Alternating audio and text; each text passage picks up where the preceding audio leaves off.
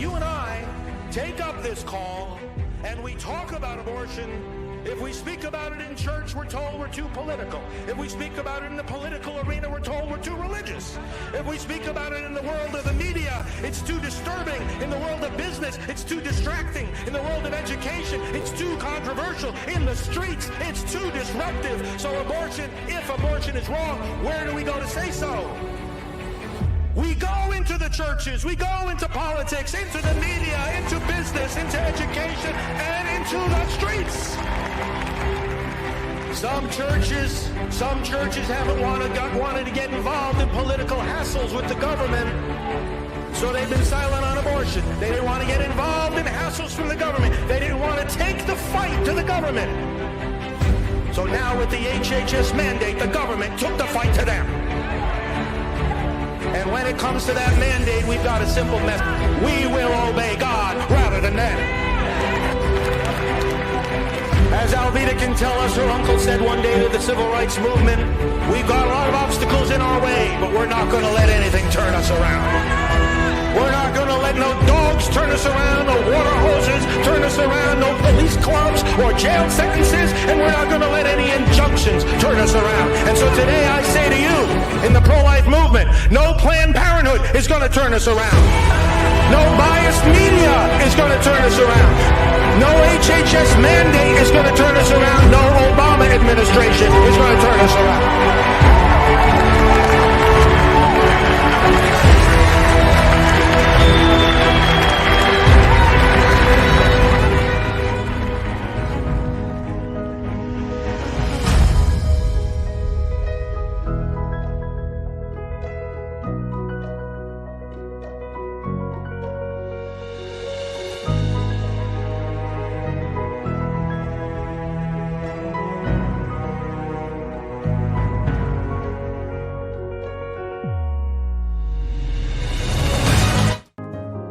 We are marching for a certainty. And it's not only the certainty that we will arrive at the day of victory for the unborn, it is a certainty that the power which now dismembers them and crushes them and throws them in the garbage is a power which at its roots has already been defeated. Well, I'll tell you, Father Frank, it's amazing that we're actually sharing the stage with you.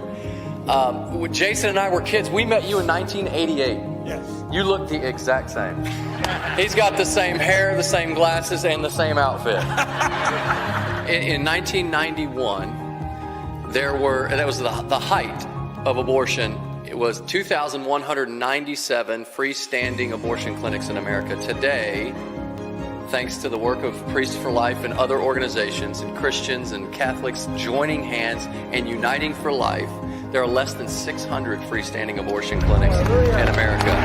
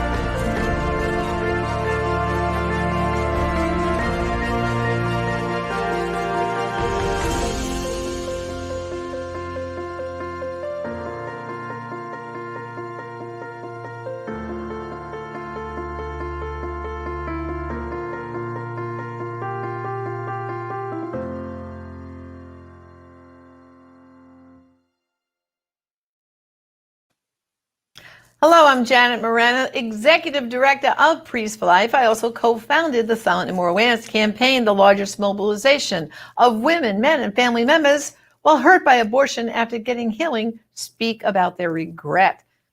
Well, I'm going to be taking questions in a few minutes, so if you want, keep sending in those questions. But first, today's a very special day.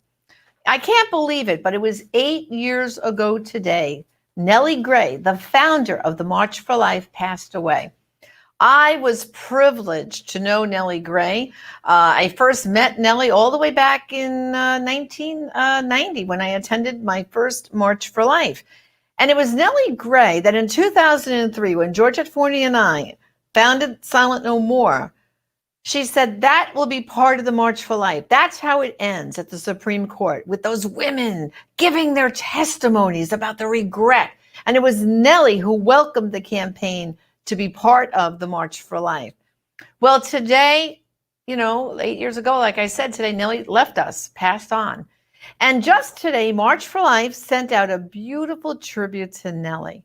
And I'd like to share it with you right now. So let's take a look. And while we're watching this, send me your questions. I'll take questions right after the tribute to Nellie. Our next guest did not want to be honored because, as she likes to say, we haven't won anything yet. We recognize her for continuing to organize and operate the largest civil rights event in the world.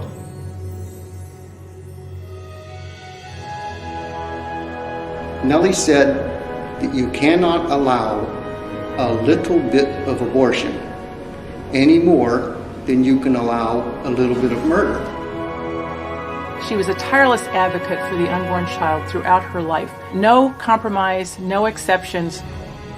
She's one who never wavered, was always loving, and showed great respect to every human being. Nellie was a woman of faith and conviction who was called by God, and she responded to that call with wholehearted fidelity.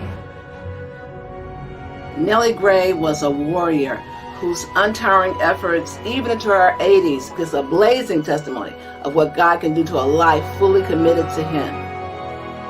Nellie just was a truly principled woman and stuck to her principles, even if it meant great personal suffering in her life. Nellie was a real Renaissance woman. Nellie Gray and the March for Life were synonymous. She wouldn't stop. She wouldn't let go. Once she grabbed something, she would not let go. No matter whom she addressed, young marchers in the crowd or presidents of the United States, Nellie's message was clear, unambiguous, empathetic, and profoundly pro-life. Nellie was one tough cookie. We are so thankful for the legacy that she has left us in the National March for Life. Nellie was really the person who saw the youth coming out in the pro-life movement. Nellie was the one who had us launch Twitter, launch Facebook. She was the backbone that consistently kept the pro-life cause alive and vibrant. Nellie Gray, she was another Susan B. Anthony. She really cared about the dignity of women. You will never know how many children and people are here today because of her work. There is no one in the pro-life movement who was more dedicated, who gave her whole life as Nellie Gray. Nellie Gray reminded us all, every person has a right to life, and our goal needs to be to preserve and guard and protect that. We are now closer to our goal, thanks in part to this great lady, Nellie Gray, our Joan of Arc of the Gospel of Life. We pray today for the repose of the soul of Nellie. Please pray for us. Pray for us as we press forward, running forward, always forward for life. Thank you, Nellie Gray, for being a no exception, no compromise champion for the life of the preborn. When we put this together, we thought there was going to be one march. Then we realized Congress wasn't going to help, and we better have a second march. And what I am saying to you is, we will be here until we overturn Roe versus Wade. And believe me, we are going to overturn Roe versus Wade.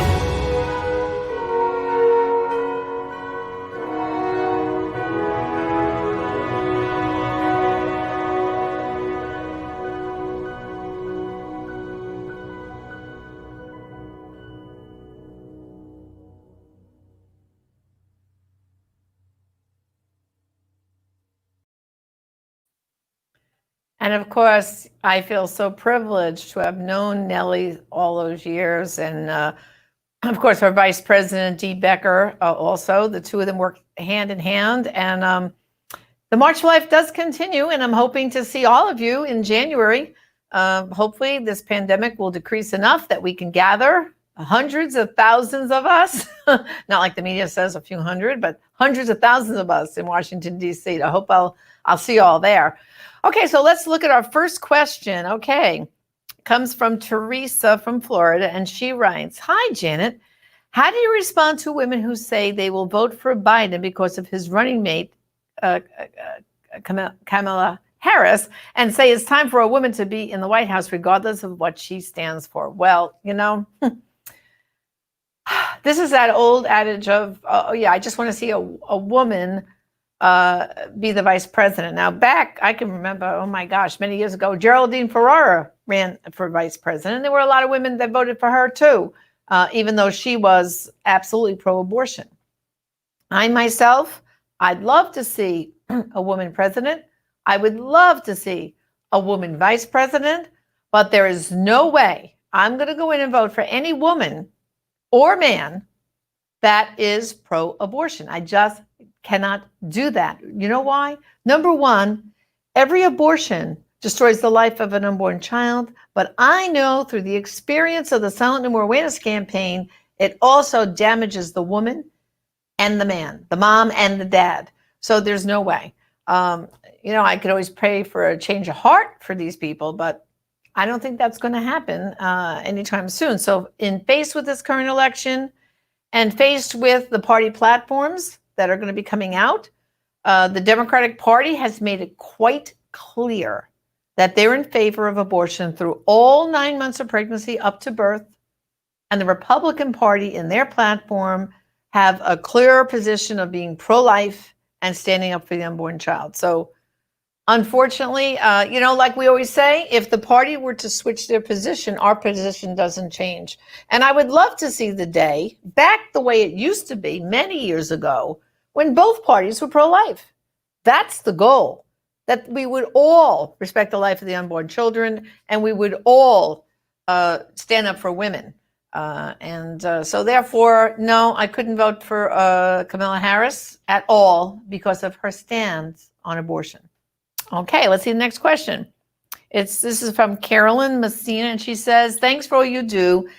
How can crisis outreaches help with resentment and regret many suffering have from this tragedy?" What tragedy is she referring to? How many crisis outreaches help with resentment? Abortion? Well, first of all, if you're referring to crisis helping with an unexpected pregnancy, let's start there. Well, that's our pregnancy resource centers that by now, there are more pregnancy resource centers and abortion clinics all over this country. And so that's the answer. We're here to help any woman who is pregnant and in need, whether she needs medical attention, a place to live. There's maternity homes all over our country. A woman never has to feel that she has to choose between her situation and the life of her child. And we don't want to have to put her in that situation. So yes, there are resources available all over the country. All right. So I hope that answers your question, Carolyn. Next question is from Bob LaPlante.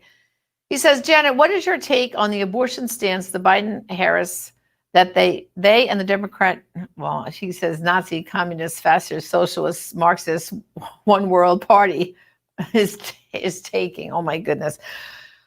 Yes. Okay. Unfortunately, what's happening in our country right now is that we're pretty split.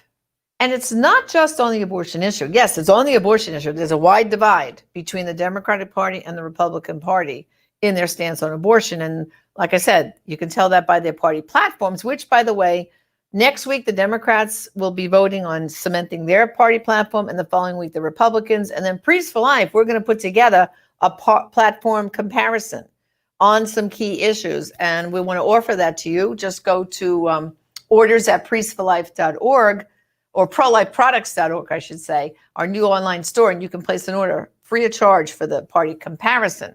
But they've gotten so off base, even on things like religious freedom, Senator Vice President Biden, when the Little Sisters and the victory in the Supreme Court against the HHS mandate imposed by Obama on not just the Little Sisters, but Priests for Life and every Catholic church all over the country. And that mandate was to force us to put abortion and contraception into our health coverage. And what the Trump administration did was they pushed back that mandate and said, no, it's a matter of conscience. These groups don't have to do that. Well, Biden already said that if he's elected president, he's going to reinforce the HHS mandate, which would now put all of us back into legal battles, back up to the Supreme Court again. So for us, the Catholic Church and all these other groups that were in the fight to begin with Obama, we would have to go back to that with Biden. So there's no way we want to vote for him because of that reason. All right, so it's abortion, it's the HH mandate, repeal of and forcing it back on us. It's religious freedom. And then it's taking our country into, like this gentleman was referring to, in a different direction. You know, our founding fathers founded a country where people were free to practice religion, any religion. That's what, you know, freedom of religion, not from religion. That's what they meant. You know, that there will be no mandated national religion, that everyone is free to come here and worship God the way they feel they want to, whatever denomination that might be. And the division, they want to take us into a socialist. They want to have universal health care, which if you don't believe that's not a disaster, talk to our friends up north in Canada who come across the border to get treatment here in the United States because they're on waiting lists up there for just some basic tests like MRIs and certain treatments. And so our Canadian friends who have socialized medicine, they come to the United States, save up their money and come here to get treated because they don't want to have to wait 6 months or a year for the kind of tests that we get automatically, very quickly. Maybe you wait a few days or a week to get scheduled for an MRI. In Canada, you might wait 6 months, 7 months, 10 months, who knows? So we don't want socialized medicine. And then to take our country and to be what they call socialists. You know, I see these young people on Facebook, and you know what they say? Oh, socialism, that sounds good. We want to be social. Ladies and gentlemen, that's not what socialism is. If you want to know what that can happen to our country, just look at Cuba, Venezuela, and those other countries. It was a disaster. And so therefore, there's a lot at stake in this election. It's kind of like, what direction do we want to see our country going in? So we got a lot of praying has to happen. All right, let's look at our next question. Ted Fratto writes, pride, greed, wrath, envy, lust, glutton, sloth. Do these words mean anything anymore in the Catholic faith? Which presidential candidate embodies these traits more? Well, first of all, I'm not here to judge. Second of all, we're not electing a saint. What we are electing is someone who's going to implement policies and procedures, etc., sign bills into law that will come onto their desk or veto them. That's what we're focusing on. So while neither candidate, maybe within their own practices morally, might have some of those sins in their background, or, you know, but that's not what we're judging here. We're judging when that candidate comes into office, he comes in with a whole thousands of people that he puts in place and the policies of that party. That's what we're looking at. I look at the kind of bills that they will either veto or sign into law. And we know if the Democrat Party takes over that they will, in fact, be putting things in place that will make abortion, like I said, all over the place. And they're going to do away with, you know, if you want to talk about Kamala Harris there, she has already said that if she were, when she was running for president, when she was back in the debates, she already said that she would want to see laws passed that would undo every pro-life law passed in any state. That would be a disaster. So again, we're not here to elect saints. We're here to get the job done, protect unborn babies, their moms and dads, continue with having religious freedom, and keep that HH mandate far away from us. So let's see what our next question is. Okay.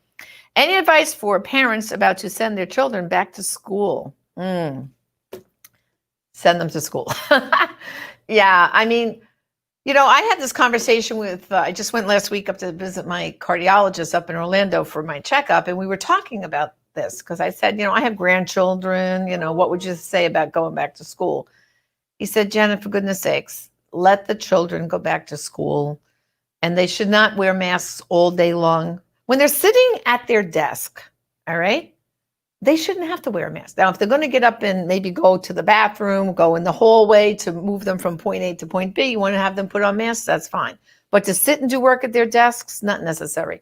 The other thing he pointed out was that the children that have died, there were a few, not many, from COVID-19 had other medical conditions, other underlying conditions. So let's say your child has cystic fibrosis. Well, then maybe that child has to do at-home learning, distance learning, because of the risk factor. But if your child or grandchildren, like my grandchildren, are healthy, active in sports, take their vitamins every day, eat good food, nutrition, and they're doing all the hand washing and stuff, there's really no reason why at this point the children should not go back to school. In fact, it's going to be more frightening for them, I think, to have to distance learn. What happened back in March and April was they already knew their teacher, they already knew their classmates, and now they suddenly had to distance learn. They got to look on Zoom and see their teacher and see their classmates, but they knew these people. Now we're setting up another whole scenario. Imagine how frightening it is for a little kindergarten, first grade child, first day of school. I always remember taking my own children the first day of school, right? They're nervous, they're frightened, and now you can't even go and see your teacher because she's got a mask on. You can't look at your other classmates because they all have masks on. It's very frightening. And then for those that have to do distance learning, you don't know the teacher, you don't know the other students, you don't have any connection. Our children are just anxious to get back to socializing, to get back on the soccer field, and so on. And again, if your child has an underlying condition, then I can understand why you would not want to send them back to school. But perfectly healthy children, I say open the schools, proper sanitizing, common sense, because COVID-19 is eventually going to be like every other flu and every other thing we've had to deal with. We're getting it under control. The numbers are going down. Even in Florida, they're beginning to go down. And just like anything else, as long as you're doing, the social distancing and following the guidelines, I think we should be okay. But I think every parent at the end of the day has to make their own decision. Okay. They know what's best for their children. All right. Another question. This says, what makes you qualified to determine when children wear masks in school? I'm not saying I'm qualified to say when children wear masks in school. What I said was, I have spoken to several doctors. Okay, listen to what I said. And they said that if a child is sitting at their desk, socially distanced from the next child, there's no reason why they can't remove that mask while they're doing their work, because they're not at any risk. The desks are 6 feet apart, and they're doing their schoolwork at their desks. I did say, if you listened, if they get up to go get something in the classroom or to go to the bathroom, that's when they need to put their mask back on. So I was not going on my opinion. I was going by what medical experts are saying about the use of masks and children in school. So I hope that answers that question. Next question. Okay, Lynn Basista Shine. And she says, why aren't more people speaking out about the fact that abortion is not a constitutional right? It was created by SCOTUS, out of a penumbra of the First Amendment. The moment that the unborn child is deemed a legal person, the 14th Amendment will kick in and abortion will be unconstitutional. Lynn, great point. And the fallacy that happens really is some people still say abortion is the law of the land. And like Lynn just pointed out, it was no such law. It was a decision by the Supreme Court. And, if the 14th Amendment should give the unborn right, and we would think that would be case closed, but we're not at that point yet. And that's why this election is going to be so important, because President Trump gave us 2 Supreme Court justices that are conservative, And now, chances are in the next 4 years, we're going to have at least 1 or 2 more Supreme Court judges to appoint. So therefore, this election is going to be very important into what direction our court is going to go in addition to abortion, but on all the other things that are going to come before the court, including cases on religious freedom and so on. So I hope that answers your question.